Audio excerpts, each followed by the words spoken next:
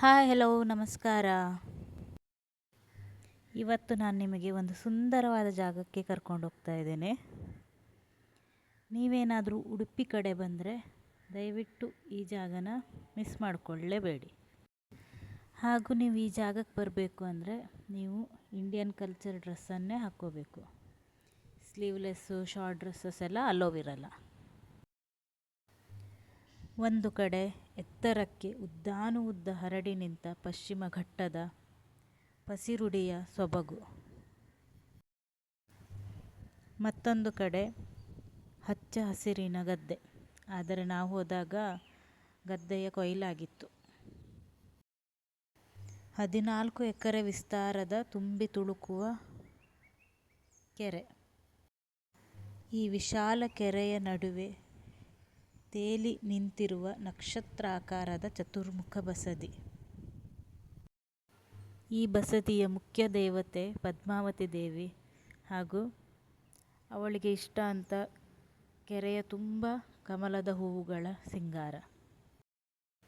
ಈ ಬಸದಿ ಬಗ್ಗೆ ಪದಗಳ ವರ್ಣನೆಗಿಂತ ನೀವು ಕಣ್ಣಾರೆ ನೋಡೋದೇ ಒಂದು ಸೌಭಾಗ್ಯ ಅಂತಲೇ ಹೇಳ್ಬೋದು. ಇಂತಹ ಅಪರೂಪದ ಪ್ರಕೃತಿ ಸೌಂದರ್ಯದ ಜೊತೆ ದೈವಿಕ ಶಕ್ತಿಯ ಜಾಗ ನೋಡಬೇಕೆಂದರೆ ಉಡುಪಿ ಜಿಲ್ಲೆಯ ಕಾರ್ಕಳ ತಾಲೂಕಿನ ವರಂಗ ಎಂಬ ಪುಟ್ಟ ಹಳ್ಳಿಗೆ ನೀವು ಬರಬೇಕು. ಉಡುಪಿಯಿಂದ ವರಂಗಕ್ಕೆ ಸುಮಾರು 40 ಕಿಲೋಮೀಟ್ರ್ಗಳಾಗತ್ತೆ. ಈ ದೇವಸ್ಥಾನಕ್ಕೆ ಹೋಗಬೇಕು ಅಂದರೆ ಬೇರೆ ದಾರಿ ಇಲ್ಲ, ದೋಣಿ ಮುಖಾಂತರವೇ ಹೋಗಬೇಕು. ಈ ಕೆರೆಯನ್ನು 12ನೇ ಶತಮಾನದಲ್ಲಿ ಆಳುಪರಾಣಿ ಜಾಕಲ್ಯ ದೇವಿ ನಿರ್ಮಿಸಿದ್ದಾಳೆಂಬ ಐತಿಹ್ಯವಿದೆ. ಈ ದೇವಸ್ಥಾನವು ಸಹ 12ನೇ ಶತಮಾನದ್ದೇ ಹಾಗೂ ಇದು ಹೊಯ್ಸಳ ಮತ್ತು ಚಾಲುಕ್ಯರ ಶೈಲಿಯ ಸಮ್ಮಿಶ್ರಣ.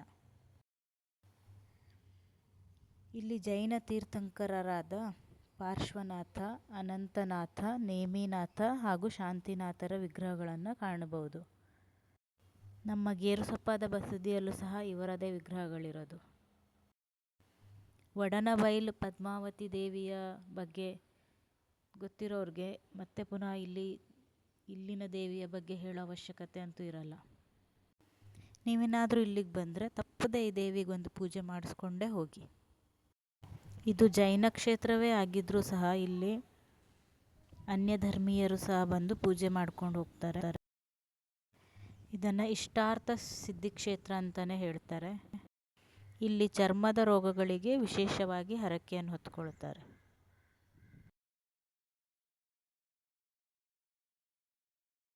ವಾರಂಗದಿಂದ ಆನೆಕೆರೆಗೂ ಸಹ ಸುಮಾರು 30 ಕಿಲೋಮೀಟರ್ಗಳಷ್ಟು ದೂರ ಇದೆ. ಇದು ಸಹ ಚತುರ್ಮುಖ ಬಸದಿಯೇ ಆಗಿದ್ದು ಇದು ಸುಮಾರು 8 ಎಕರೆ ವಿಸ್ತೀರ್ಣದಲ್ಲಿದೆ. ಆದರೆ ಈ ಬಸದಿಗೆ ಹೋಗೋಕ್ಕೆ ಬ್ರಿಡ್ಜನ್ನು ಮಾಡಲಾಗಿದೆ.